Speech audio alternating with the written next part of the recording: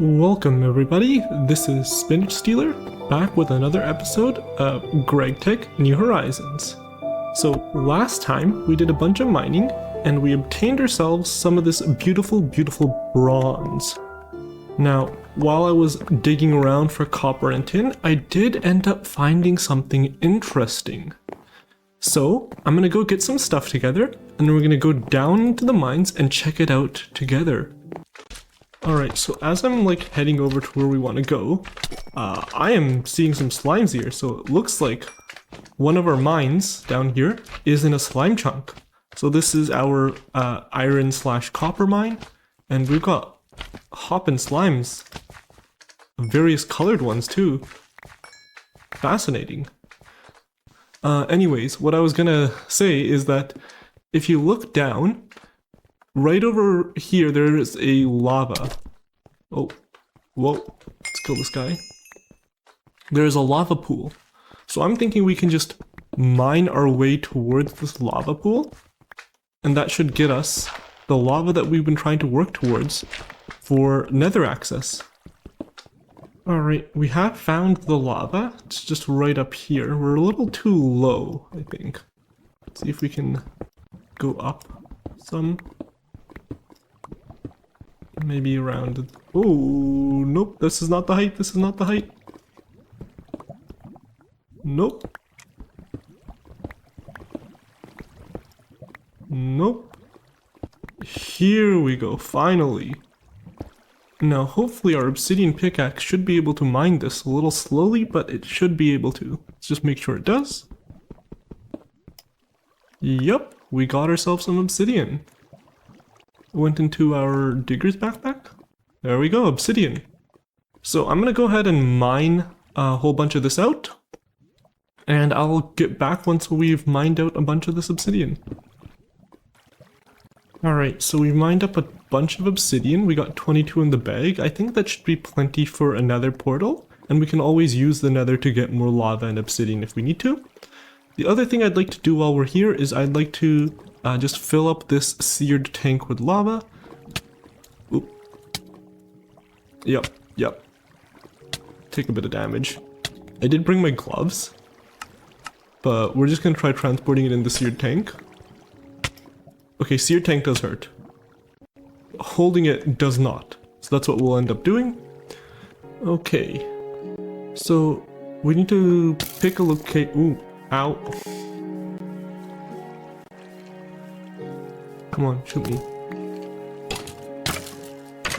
Oh no, there's more of you. Why are there so many of you? Well, problem solved. What are you? No. Anyways, we need to figure out a location for our nether portal. Now, I'm thinking of putting it kind of up in this end. We do need to do a little bit of terraforming here. I don't like how steep this is and how it runs up against the wall, but I think we're not gonna lower this down too much further. We'll just kind of smooth it out a little bit. So how about just throwing down the nether portal right about here? Okay, now we do still need to light this, and in order to light it, we would want a flint and steel normally, but I am assuming that we are going to need actual steel for the flint and steel. So instead, we could try doing a wood light, or let's just check. Yeah, we did get fire charges from something at some point. So let's go ahead and light this bad boy up. And might as well kind of just take a little peek. We're not going to do too much in the nether this episode, but I think it'd be neat to just take a look. Ooh, beautiful. I forgot that there's a whole bunch of mods in these versions to make the nether look a lot nicer. Sort of like how the vanilla update that changed the nether. In any case, looks like we do have plenty of lava. A little bit harder to get to, maybe. So just carefully take a look around. Beautiful lava fall just coming in there. So here we got the lava oceans. We're looking for cobalt and ardite. Are you mad? You look mad.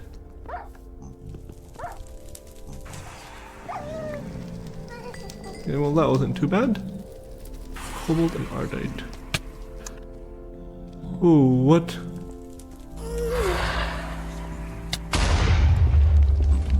No thank you. Are you being summoned by that guy? You might be summoner. Okay, this was just a regular pigman. And I might have just screwed myself. Oh boy. Alright, so we were able to get most of our stuff back. I think this is actually all of it. So we were able to recover everything that we had, our backpacks, our buckets, our pickaxes, everything that we want. It just took us, well, a small number of deaths. Just a handful, it looked like a dozen or so it wasn't that bad, but we are definitely not ready to fight the stuff in the nether yet. Maybe with careful planning or better gameplay or not hitting pigmen, we could have lasted in there, but as it stands, I don't think it's a safe place for us to venture forth. Alright, after our ill-advised trip to the nether, I think it's about time that we get back on track and work towards this steam boiler. So, in order to make this small coal boiler, it looks like we have a bunch of micro crafting to do, but I think we have all of the resources for this, so it's just a bunch of micro crafting, and I'll cut to once we have done it all.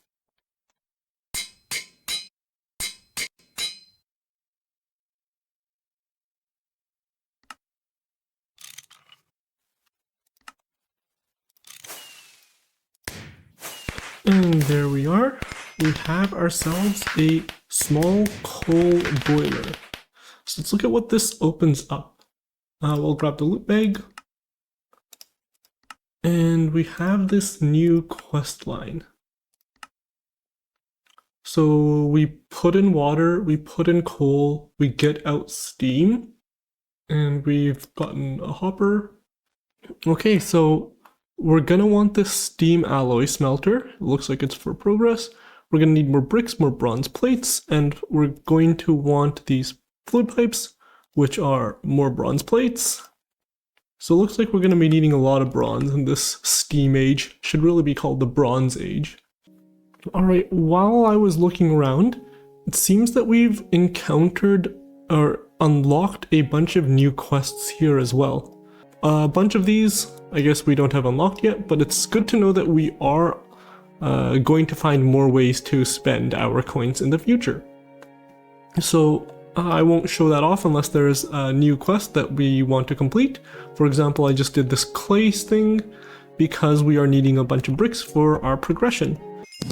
Okay, so there's our alloy smelter done. A very important alloy, red alloy. So unfortunately we haven't found any redstone yet. So I think we are going to need to take a quick break and go mining for some red alloy stuff. Okay, actually, I lied. Rather than going mining immediately, I've decided that I want to get these windows in. They've just been holes in our wall for quite a while now, and it's getting a little bit annoying. So I'm gonna say, let's fix this. So what we're gonna do is we have these saplings here that we've gotten. Maple, silverwood, amaranth, etc. Let's try to plant these, see what kind of wood we get. And we'll see if that makes any good trapdoors. Alright, so our trees that we planted have ended up growing. You can see that we got a variety of them just all across here. Now I am going to go and chop these down and see what kinds of wood we get. Before that, you might notice that we have the chunk borders on and that there's a death marker right there. So what ended up happening is while I was waiting for the trees to grow, I was looking for a redstone ore vein. And I was doing that in the typical fashion where I just find the center of the chunk and I dig straight down and see what ore there is there. So what ended up happening is while I was digging straight down, I dug into this mob spawner of skeletons. And finding myself right here, I was in the line of multiple mobs just shooting at me. I was unable to pillar up to safety in time, and I died and lost my stuff. But the good news is, in these chests, which I have looted and collected the items for, we did find, in a sense, what we were looking for, the red alloy ingots. So we do actually have enough red alloy ingots to proceed with the next quest in the quest book. But I suspect that we're going to need more than just that one quest's worth, and so it's probably a good idea to continue to look for various kinds of redstone ore veins. Okay, so we're back. I have chopped down the trees, and moreover, I've actually done a little bit of the work on our window situation here. So, originally, whoa. Okay, hello there. Oh no, I looked at it. Anyway, originally I was planning on using some sort of trapdoors for our windows, but then I found out about these shelves after being dissatisfied with the way that a lot of the trapdoors look. And so these actually work pretty well as window panes in my opinion. We did end up using trapdoors in one place so far at least, and that's for this door. So we could make the door without these trapdoors, but I feel like that makes this wall seem far too small. And so I'm not exactly happy with how these trapdoors look. I think they don't quite line up as nicely in this version as they do in vanilla. But it's the best I've come up with so far, and if there's any other ideas you all have, I'd be happy to hear them. But I think it's close enough that it works. The shading is a little bit different for some reason, I'm not sure why, and the hinges and the clasp being as they are is also not great. Actually, that might be better, but now they're darker for some reason. I think that's a lighting engine issue. So yeah, we might need to come up with something else. But anyways, we have put in the windows, and I think I'm pretty happy with it. I have saved a lot of time hemming and hawing over the different woods, and so instead of the debate over which wood type to use, I'll just give you the conclusion that I arrived at. So this build is a little bit whimsical, a little bit odd. You know, we've gone for this strange pinkish tinged wood on the outside. We got this like very beautiful magenta roof, but we still have like very grounded elements. Like we're going for the classic dark oak, spruce plank, and cobblestone style for the main structure. So when deciding on a window, I wanted to capture a little bit of that like whimsical energy that we have with like a roof and a floor in the windows, but not go super crazy and depart too far from the kind of classical style that we got going on here. So it's meant to evoke the idea of this is the classical building style, but we're just playing around with the colors a little bit. And now, if you look at it from this angle, I'm sure that you all noticed something about this gray spot in the roof, and I'm not entirely sure what's up with them. So let's take a look real quick. I noticed them a little bit ago, but I haven't taken the time to go up. Blood rune slabs. What? I wonder if it's like some sort of like infernal type mob, or whether if it's like some kind of rain effect, although this long straight line is a little bit questionable. But yeah, somehow some of our stone ceiling here got converted into these blood rune slabs, so I'll have to go and I'll have to like replace it all. But that's fine, that's an easy thing to do off camera. Alright, roof aside, we did get this trophy from placing our machines and then picking them back up with a wrench. So that's cool. But we also have ourselves the red alloy ingots in our inventory that the quest required. So I'm very, very tempted to pick the red alloy ingots here. But let's take a look at this one. So we got the wire cutter already. We'll definitely take the loop egg for this one. We need one piston here, and we need to actually craft it. So we already have a piston obtained via some method or other, but this one looks like we need to craft it, so we need to just collect all of these things, and we'll craft up a piston. And boom, quest complete. Let's take regular pistons. Okay, after the pistons, it looks like a couple things have opened up, and just reading through it real quick, it wants us to find diamonds in order to craft a macerator. So we do have a diamond ore, and we don't have any actual diamonds.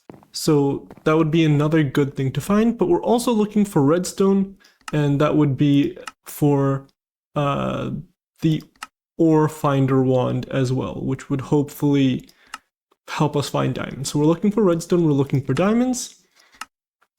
But it seems like, if I'm reading this correctly, this right here is steel. So let's see if we can try to actually quickly progress towards that.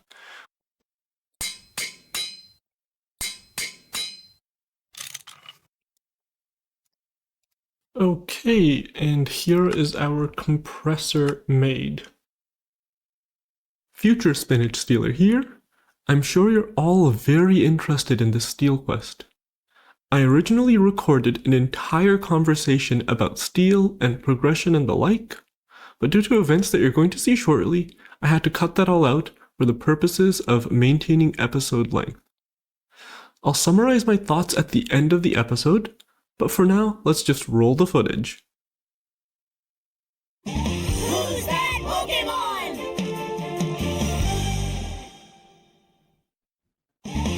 It's King Slime. Alright, so here I am, just doing some mining, looking for some resources, and would you look at that, another King Slime has spawned courtesy of our Slime Islands. So let's try to track down if he's fallen or if he's still in the sky, and once we encounter him, this time I'll try to make sure to remember to actually record the fight itself.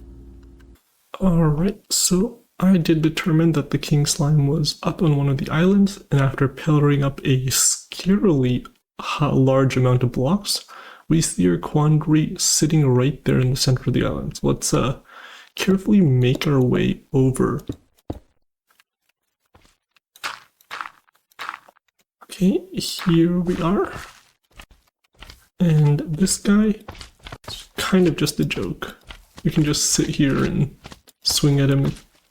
It's very, very easy to cheese him, and even if he connects with us, you saw how little damage that actually did. And it's not like we're wearing much armor. He dies, he spawns some of these guys, and of course they explode. Let's make sure to pick up our stuff before it gets exploded. And we got ourselves, this time, another slime shovel. I mean, it's not the end of the world. Our previous one was taking, ooh, bouncy. What was that? Huh, crazy. So now that we're up here, actually, I think it would be a good idea to just take some time, harvest some of the slime. You never know when we're going to need it for tools or tool parts. Wait, is that another King Slime? Surely not. Wait, what? Why is there another boss bar off in this direction? Oh my, there is one. Two? Okay. I mean, I suppose we'll take care of them once we're done up here. It's just King Slime Island, I suppose. Alright. I'll harvest some of these trees and get back to you once we make it down. Okay, we have harvested the purple stuff and the trees, and we just gotta make our way down. Unfortunately, our pickaxe is broken, so mining our cobblestone thing is not a viable option. And so we are left with the very fun alternative of trying to jump to the river. Where would be the best angle to do it? Honestly, maybe like just here. I don't think we're gonna make it in, but we'll give it the old college try. And I did pick up some of this liquid slime. I don't know if it actually we can test it. Just from... Okay, it looks like the liquid slime does stop or fall, so maybe it's a little bit wiser to just drop a bucket off the side of the island and swim down.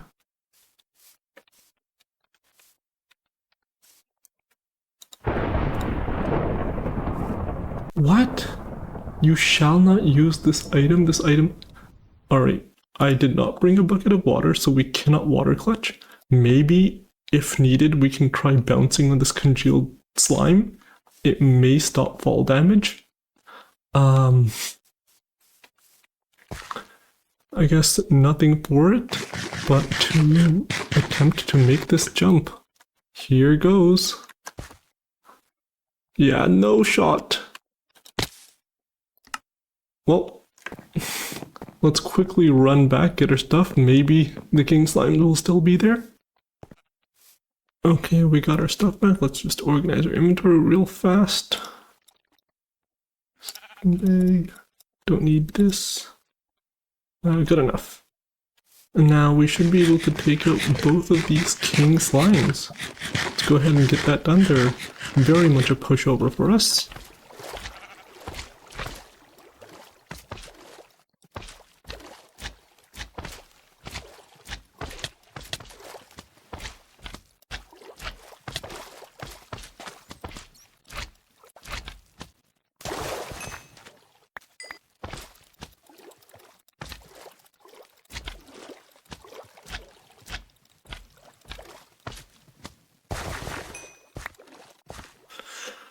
Okay, this time we got a heater shield, whatever this is, 7 attack damage, that's only 3.5 hearts. It's got mining speed?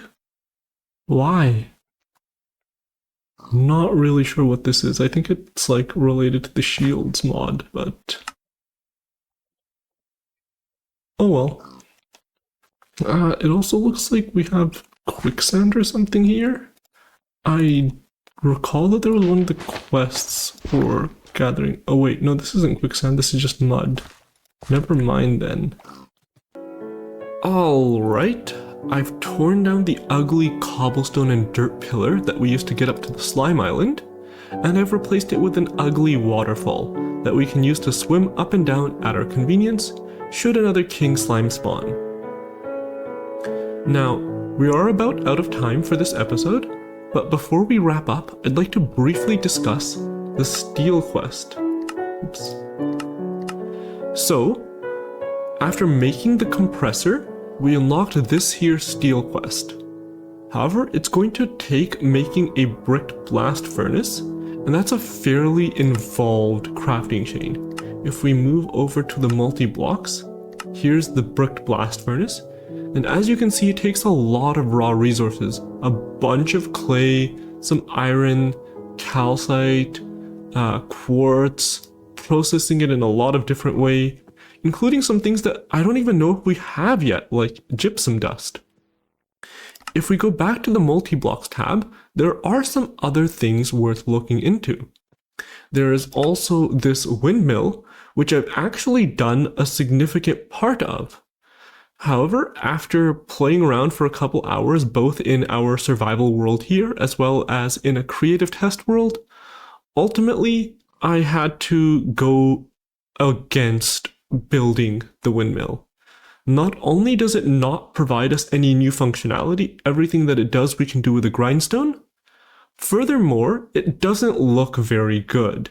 We can't switch out any of the oak or hardened clay with different variants, like we can't use spruce or birch. We can't use different colored clays. And the shape is not very appealing.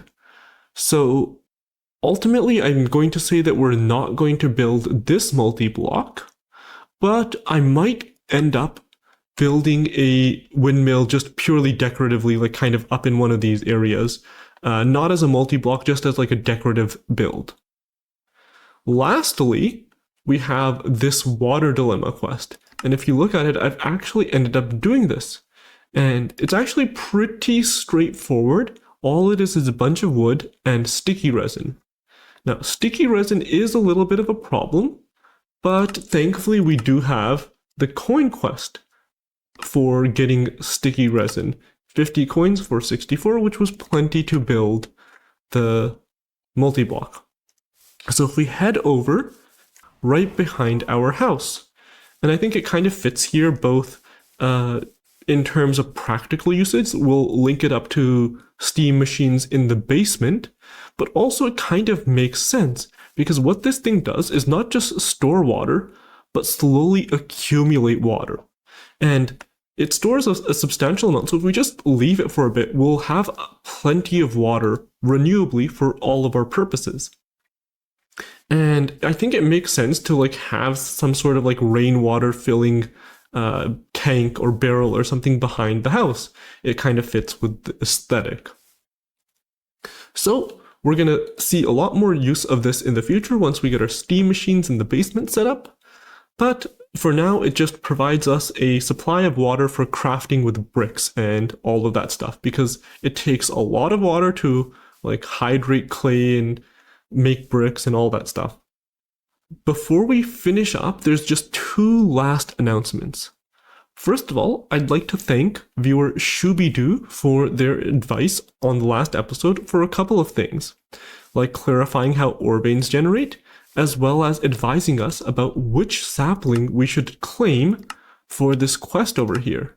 So I'm going to go ahead and claim, I believe they said the rainforest oak. That's this one, right? So I'm going to go ahead and claim that. Alright, one last announcement. As some of you might know, GregTech New Horizons has just recently released a new version 2.7 I believe. Now, I don't think most of the changes apply to us given how early we are in progression, but I'm going to go ahead and update anyways after this episode goes live, so don't worry about that, I've got it under control. In any case, that's all for today's episode. I will see you all in the next episode of GregTech New Horizons.